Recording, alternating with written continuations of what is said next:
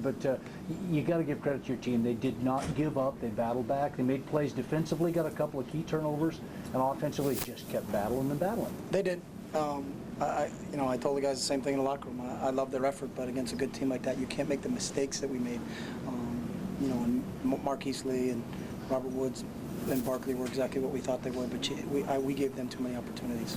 In that first half, there was a couple of opportunities there. The defense gets the turnover at the 20-yard line, and there was a couple of those exchanges in the game. But as you talked about, USC playing some really good football right now, and each time you guys made a run at them, they answered.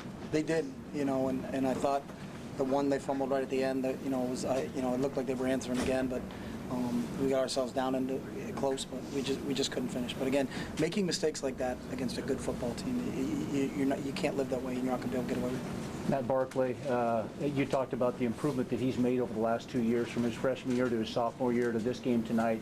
He was really directing that offense, very accurate tonight with those receivers that you talked about. Yeah, I thought Matt was outstanding. A couple of those deep balls he threw were right on target.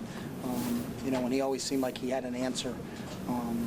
Every time we'd go out and score, he came back and answered us. And that's what the mark of a real good football player is, and that's what Matty is. And they protected him well tonight too. They did. They did a real nice job in protection. We didn't generate the pass rush we generated a week ago, but sometimes you got to give the other team credit for that, and that's what I think. I think they did a really good job. They had a good scheme coming in. And I thought offensively, you guys played pretty well tonight. Just the mistakes you talked about, shoot yourself in the foot when you had opportunities. Turnovers in this league. When you're playing the upper echelon teams like the USCs and the Stanfords, last week we win the turnover battle and we win the game, and today we can't do, especially the turnovers in the red zone, and those are the ones that hurt us the most. Well, talk about, if you would, Coach, the importance, and it's tough to you right now, but the importance of putting this one behind you, because you got to move on to the next one, don't you? Yeah, and that's what this program's built on. Whether we win, we have to put it behind us, or whether we lose, we have to put it behind us, and that's what I challenge those guys to do. They got treatment tomorrow at 11, and we'll be back at practice on Monday. Okay, Coach, thanks for your time. We'll talk to you next week. All right, thank you. All right, Jerry, back up to you. Please wait for the mics, guys. I know we're crowded. Questions for Coach Kelly? Coming right at you. Stuckey and Dion have been a couple of your better pass rushers. What extent do you feel like you missed them specifically in terms of trying to get pressure on Mark? Well, we lost a couple real good players in Stuck and Dion, but that's football, and you're going to get tested from a depth standpoint, and we got tested, with those guys being out, but they're out. We got the other guys. We got to try to find another way to get it done. Coach, I know that you say every game is a really big game, but this week kind of seemed like that dreaded hangover from last week at Stanford. You reacted all, coming out a little bit slower than you typically would. I didn't feel like it was a hangover. I think the credit goes to that other team. I think they played at a very high level. That's a good football team. And they lost a triple overtime game at Stanford, and they didn't play well down in the desert against Arizona State, which I thought was a good team. So, I'd like to give them credit. I think Matt Barkley he's the best quarterback we faced this year. I'll say that after playing him. Coach, on the final drive, moved the ball downfield on very well from the 10 to the 22, but no shots at the end zone. Was it something they were doing, or just being extra careful there? No, we called some plays. They did a good job in coverage. We had a couple routes that got to the end zone, but they were covered, and I think Darren did a really good job. What you don't want to do in that situation is force it. We would settle for 3. We would have liked a touchdown a lot better, but I thought Darren did a really good job of not forcing the ball into coverage. He did a good job in coverage. Yeah, Anthony, with the big kickoff returns, you get you guys going with the motion, get that point. You feel like these returns in our favor. I thought we always had a shot at it, right up until the last tick off that clock. But that's what this team does. They don't, they don't get down, and I'll give them a ton of credit on that. Is that they feel like if we just keep playing, that something's going to happen. And you watch our defense, and USC made a lot of plays, but when our defense needed to make plays today, they did. Johnny came up with a big interception, and then the ball's on the carpet there on that last drive. When it really looks like they're going to go in or at least kick a field goal and make it a 6-point game, and somehow our guys came up with the ball. And you just felt at that time that we were going to be able to go down and score, but we didn't. I was just going to say, if everything was going your way, you're getting turnovers you late, you guys were scoring. Did you feel like it was yours to take there, like you went on that last drive? No. To be honest with you, no. You know, I just, the game comes and the game goes, and it's about making plays. But I never felt that, you know, we were, you know, I'm not a guy that, you know, destiny's on our side. They turned the ball over, and, you know, we're going to write an unbelievable magical ending. You still have to make plays, and you still have to go out and execute, and we did at the end. And then, sorry, I know you addressed it first with the microphone wasn't up line at that point. What did you tell your guys before? I told our guys I was proud of their effort, you know, but against a good football team, you can't make the mistakes that we made, you know, and we have to clean that up. And the great thing about this game is that we have another shot, you know, and we got to come back. You know, our plan and our formula for what has made us so successful in the last couple of years doesn't change. You know, we're not going to throw it out and say, oh, we lost one game, so let's, you know, try to do something radically different. Is we got to come back to work, and you're going to get knocked down in life, and you're going to get knocked down in football. And hey, hopefully we learn from it. We got some teachable moments that we really need to emphasize when we get into the game. We're in the red zone. We can't turn the ball over. We can't have a punt block, you know, to start the second half, and then all of a sudden they get a field goal out of it. And the difference in the game is a field goal, you know. And you know, this is a game you'll toss and turn and look at a lot of different plays and say, you know, if this went this way, this went that way. But they didn't go that way, and they didn't go our way. And you know, how do you react to it? That's the thing that, you know, I'm, to be honest with you, excited to see how this group's going to react to what just happened to them. Let's get quick on attack. The crowd was there in the fourth quarter. That seemed to mess up a little bit on offense. They did. I thought our crowd was awesome all night long. You know, I wish we could have not made as many mistakes to see if we could get them into it a little bit more. But the sound on the field, you know, in that last quarter was pretty good.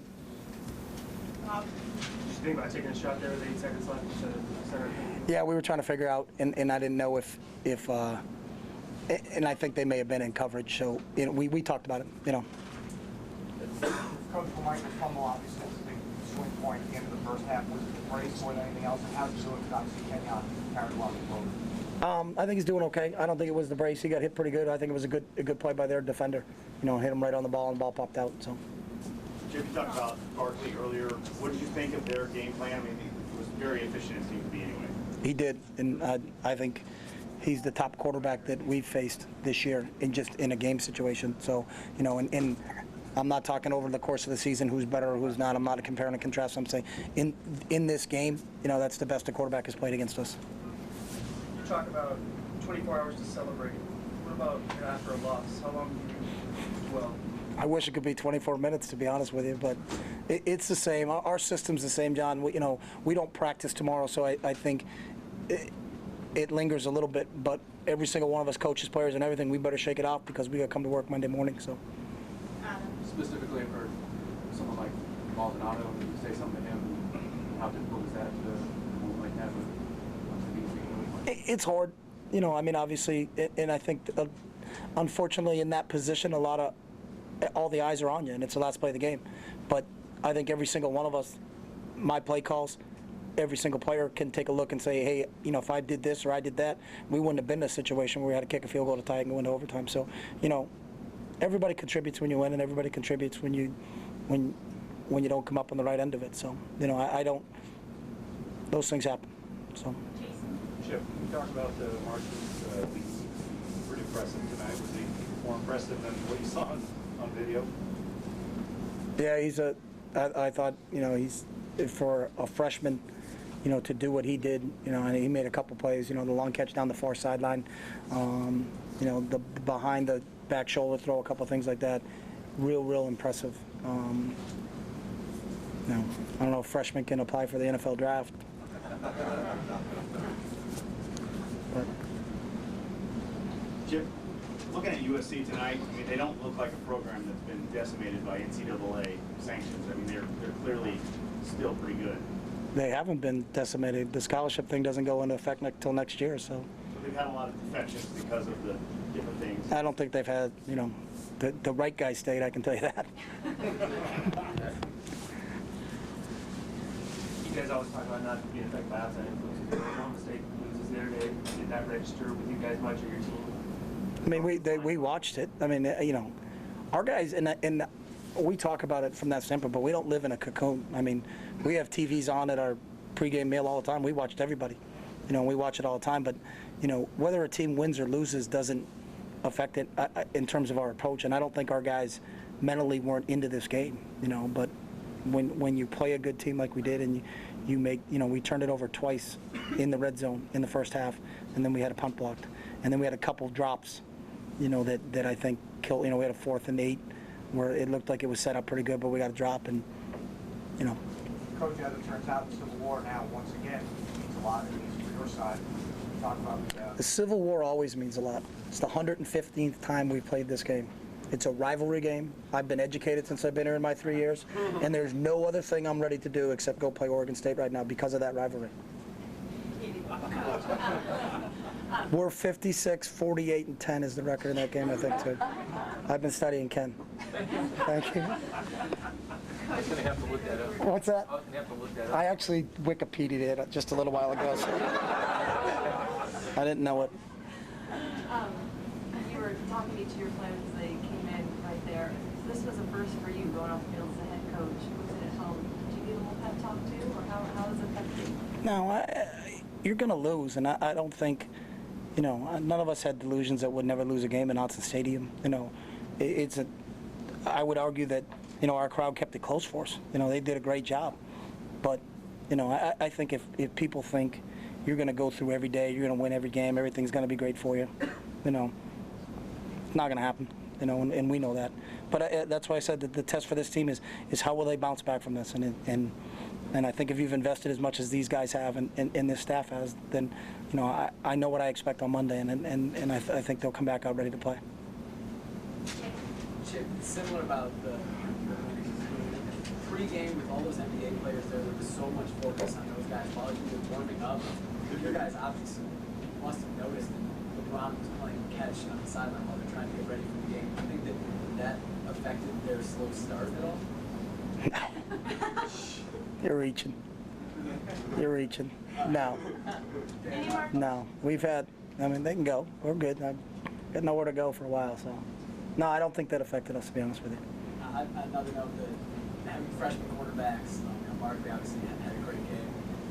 How much do those guys get kind of thrown into the fire maybe this experience that will help them going forward? You hope they went forward, but it's not an excuse. It was freshman cornerbacks against a freshman receiver, so I think it was again I think Marquise Lee, he's the real deal. That kid made some big time plays, and I don't think any corner, just like we're not going to win every game we play at home, we're not going to win every game we play. I don't think every corner is ever going to go through a season where they don't have a touchdown pass thrown on them. So, I'm sure we look at the film and we'll critique it, and John will make talk to him about specific techniques and things like that. But Jim, you talked about being excited to see how the team responds on Monday. Mm-hmm. What did you see after the loss to LSU on Monday that maybe you looked at the same stuff by this Monday? They were really consistent after the LSU game in terms of coming back to work, and I think that scenario is a little different because they had a whole season ahead of them. Now we're into one game deal, and I'm excited. So. Any other questions? All right, thanks, Coach. Thanks, guys. Kenyon Barner will be coming to the podium.